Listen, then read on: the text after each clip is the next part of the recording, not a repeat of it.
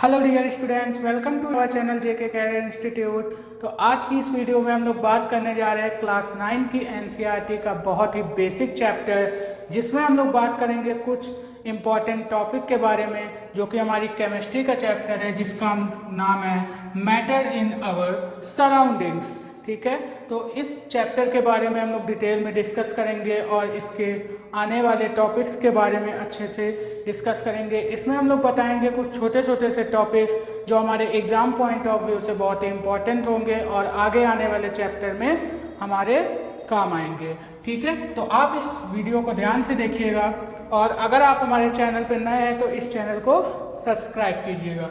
ठीक है, और बेल आइकन को प्रेस कीजिएगा। तो फर्स्ट अगर हम लोग इसके नेम की बात करें तो इसका नेम है मैटर इन आवर सराउंडिंग्स। ठीक है, इसके नेम पे अगर हम लोग डिस्कस करें थोड़ा सा, तो सराउंडिंग्स का मतलब होता है चारों ओर। ठीक है, आवर का मतलब होता है हमारा, इन का मतलब होता है मैटर में, और मैटर का मतलब होता है पदार्थ। ठीक है, इसका अगर हम लोग हिंदी में मीन देखें तो हिंदी में मीन होता है हमारे आसपास के पदार्थ। ठीक है, तो देखते हैं इस चैप्टर का क्या कंक्लूजन निकल रहा है, थोड़ा सा बेसिक से चर्चा करते हैं। अगर आप अपनी डेली लाइफ में, ठीक है, सारी चीज़ों को देखते हैं, ठीक, आप अगर किधर भी नज़र घुमाते हैं आपको डिफरेंट डिफरेंट चीज़ें दिखाई देती हैं, डिफरेंट डिफरेंट स्टेट्स में दिखाई देती हैं। ऐसा क्यों होता है? ठीक है, वो अगर सॉलिड में कोई भी चीज़ है तो वो सॉलिड में ही क्यों है, लिक्विड में है तो वो लिक्विड में ही क्यों है, या फिर गैस फॉर्म में है तो वो गैस फॉर्म में ही क्यों है। ठीक है, इसके बारे में हम लोग डिस्कस करेंगे, और अगर वो है तो क्या वो मैटर ही है। ठीक है, इन सारी चीज़ों के बारे में हम लोग डिटेल से इस वीडियो के अंदर डिस्कस करने वाले हैं, तो आप लोग देखिए। फर्स्ट ऑफ ऑल हम लोग बात करने वाले हैं मैटर के बारे में। ठीक है, मैटर के बारे में अगर हम लोग थोड़ा सा ओल्ड मॉडल के हिसाब से बात करें तो पहले लोगों का यह मानना था कि जो मैटर होता है वो 5 थिंग्स से मिलकर बना हुआ होता है। वो 5 थिंग्स है हमारी air, water, soil, sky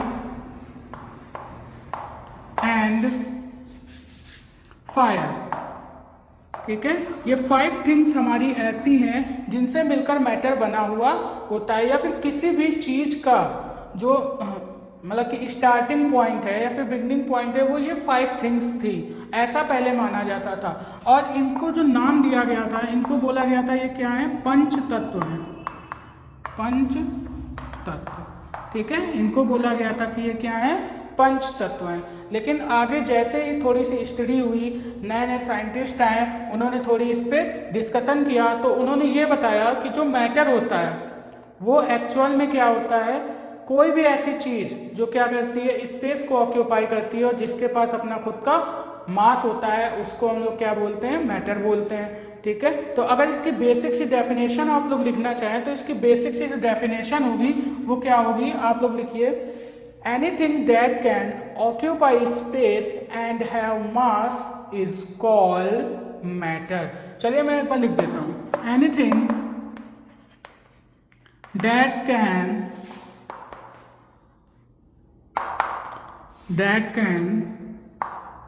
occupy space and have mass is called matter। ठीक है, ये बोला गया, ये इसकी बेसिक डेफिनेशन है। ठीक है, कि कोई भी ऐसी चीज़ हमारे इस होल यूनिवर्स में, कोई भी ऐसी चीज़ जो क्या करती हो, स्पेस को ऑक्यूपाई करती हो और जिसके पास अपना खुद का मास होता हो, वो मैटर कहलाएगी। अगर इसके एग्जाम्पल की बात करें तो एग्जाम्पल हम लोग ले लेते हैं, पेन, टेबल, चेयर, वाटर, या फिर डिफरेंट टाइप की गैसेस, कोई भी गैस एक्सेट्रा, जितनी भी थिंग्स है हमारी, जो भी हम लोग देखते हैं, ठीक है, वो सारा क्या है, मैटर है।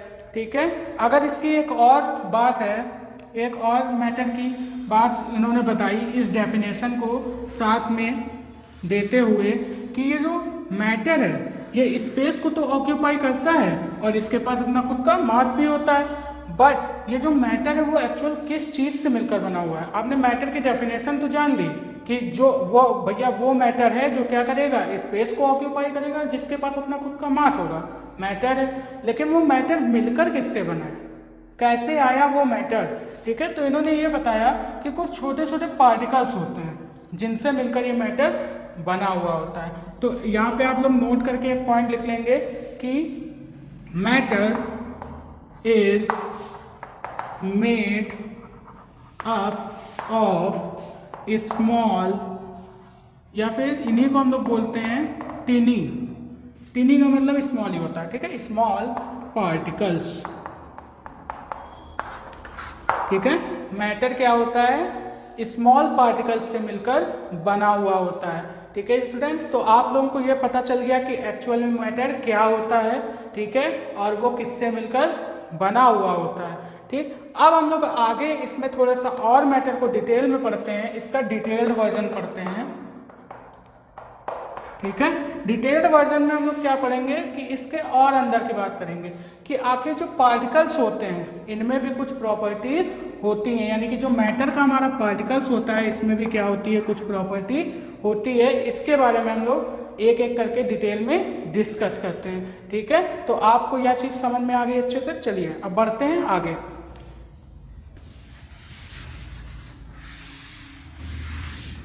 आगे हम लोग देखते हैं प्रॉपर्टीज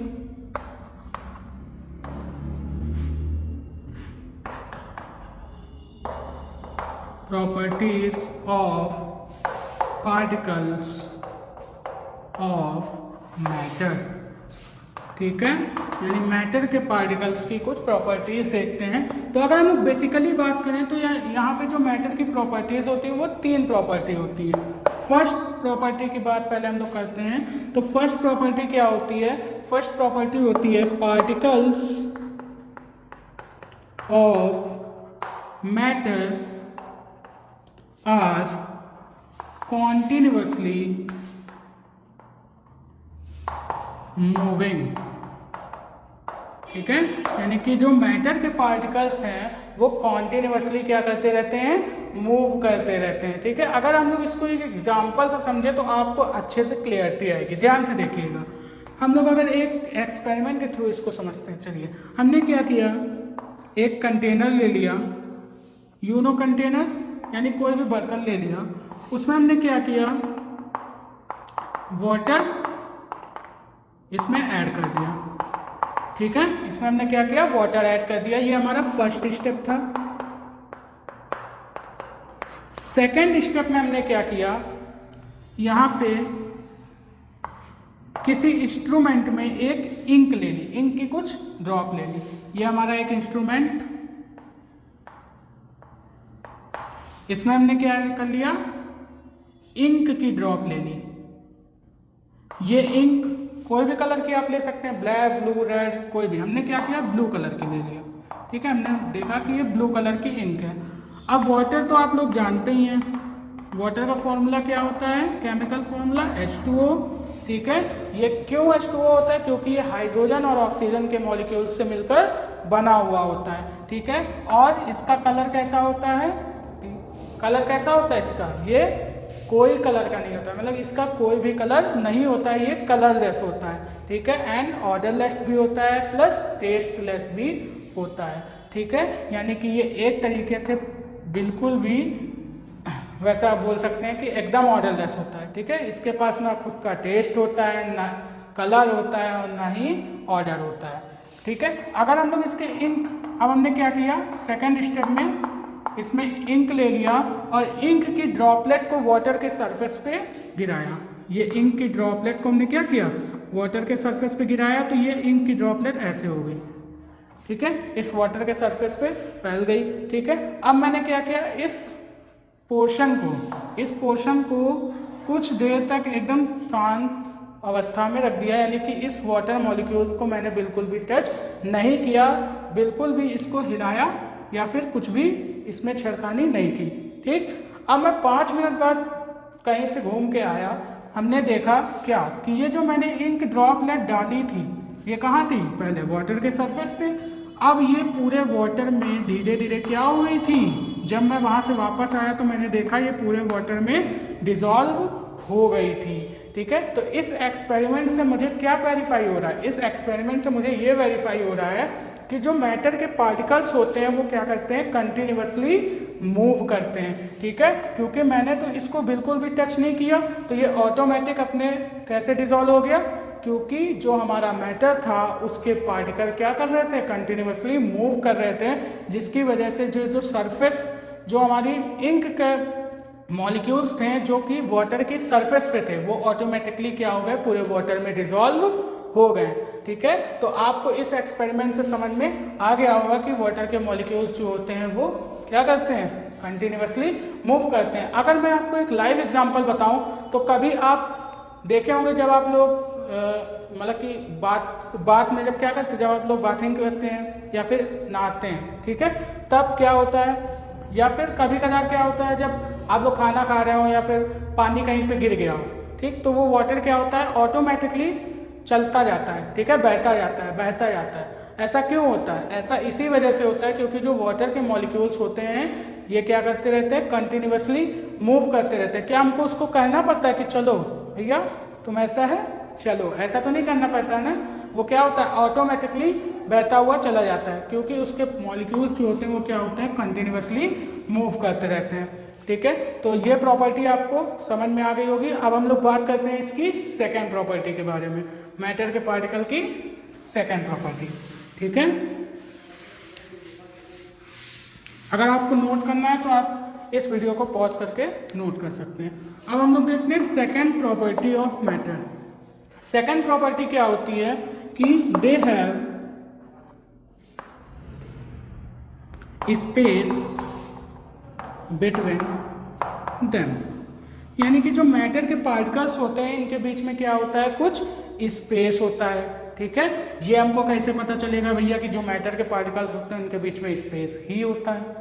ठीक है, ये हमको कैसे पता चलेगा, तो अभी हम लोग पढ़ेंगे इसके आगे मैटर की स्टेट्स। इसमें हम लोग जानेंगे कि किस मैटर के पार्टिकल्स के बीच में स्पेस होता है, किस मैटर के बीच के पार्टिकल में स्पेस कम होता है और किस मैटर के बीच के पार्टिकल में डिस्टेंस क्या होती है, ज़्यादा होती है। ओके स्टूडेंट्स, तो ये सारी चीज़ें हम लोग यहाँ पे देखेंगे।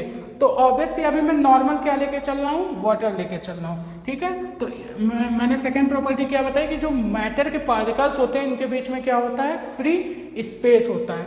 ठीक है, तो मैं वाटर का ही एग्जाम्पल लेता हूँ। मैंने क्या किया, एक कंटेनर में वाटर ले लिया। ठीक है, ये हमारा कंटेनर, इसमें हमने क्या किया, वाटर ले लिया। और वाटर अभी मैंने बताया इसका फॉर्मूला क्या होता है, H2O। इसका कलर कैसा होता है, कलरलेस। टेस्ट कैसा होता है, टेस्टलेस, मतलब कि इसका कोई भी टेस्ट नहीं होता, कोई भी कलर नहीं होता और कोई भी ऑर्डर नहीं होता है। ठीक है, तो यहाँ पे हमने ले लिया क्या, वाटर फर्स्ट स्टेप में। सेकेंड स्टेप, और इसमें वाटर जहाँ तक मैंने भरा इसके लेवल को मैंने क्या कर दिया, मार्क कर दिया। इसके लेवल को मैंने क्या किया, किसी भी पेन या मार्कर से इसको मार्क कर दिया। अब मैं सेकेंड स्टेप में क्या करता हूँ, एक स्पून लेता हूँ।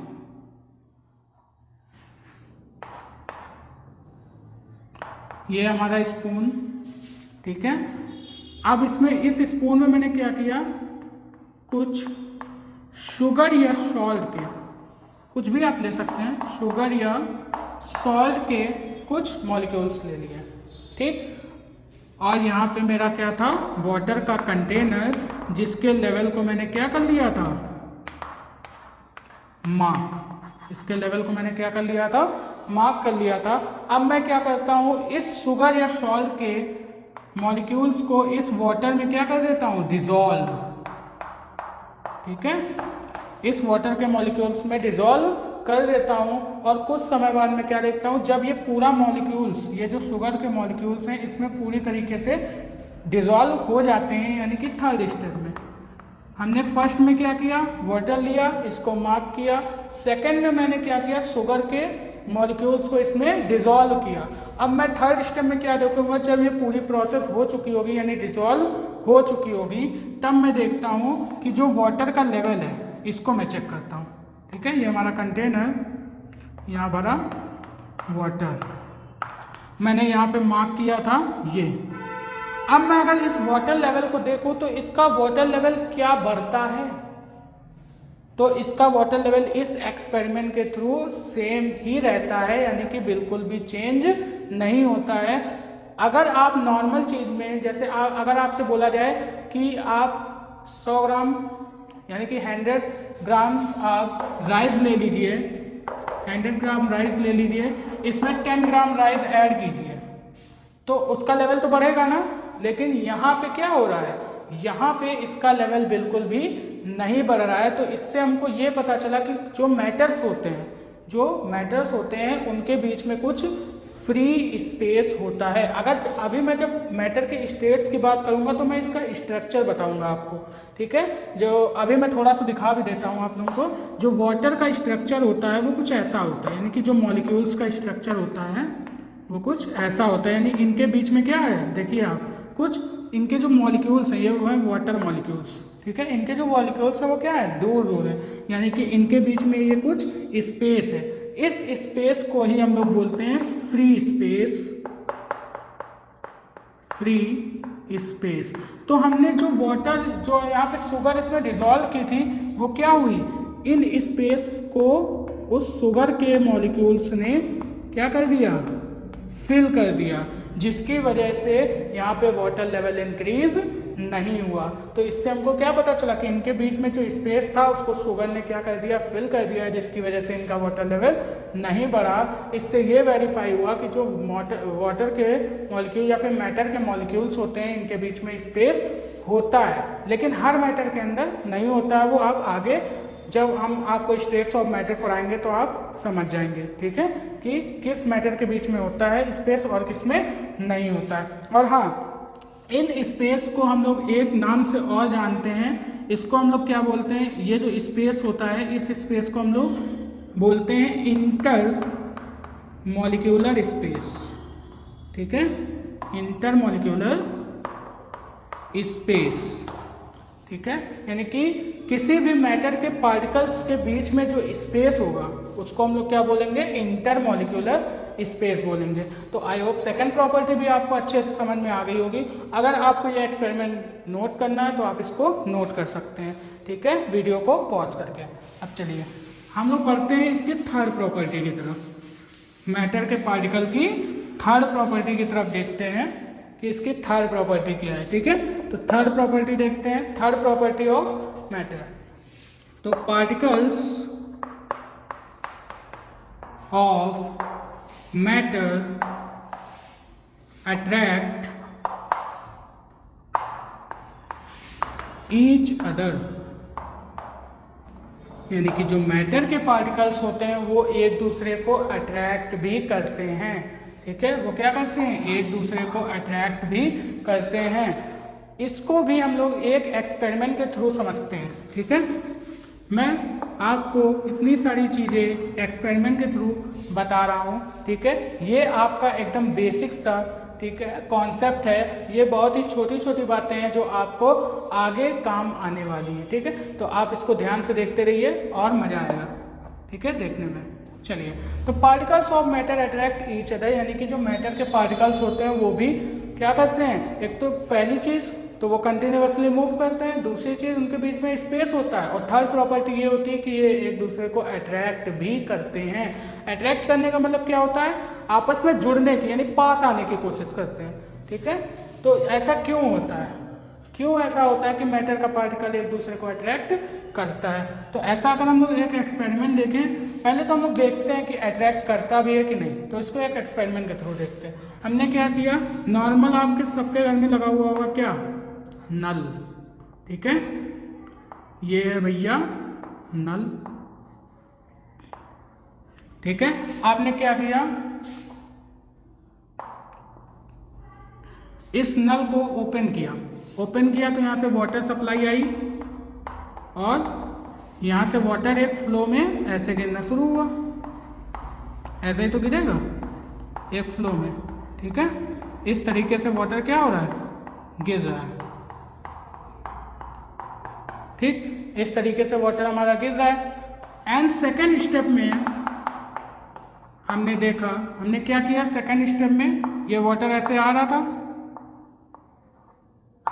ये ऐसे आ रहा था वाटर, ठीक है। और हमने क्या किया, यहाँ पे फिंगर लगा दी, यहाँ पे हमने क्या किया, फिंगर लगा दी अपनी, ऐसे फिंगर लगा दी इस वाटर के बीच में, यानी ये वाटर का फ्लो यहाँ पे मैंने क्या किया, ऐसे फिंगर रख दी।